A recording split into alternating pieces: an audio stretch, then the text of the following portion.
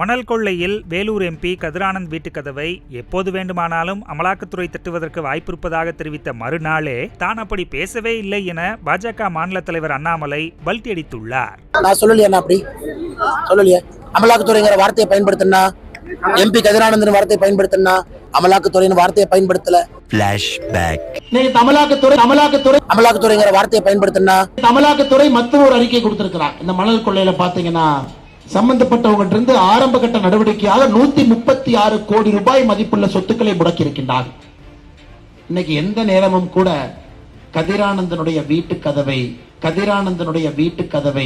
MP கதிரானந்தன் வார்த்தையை பயன்படுத்தினா, கதிரானந்தனுடைய வீட்டு கதவை தட்டுவதற்கு வாய்ப்பு இருக்கு நமக்கு தெரியும்.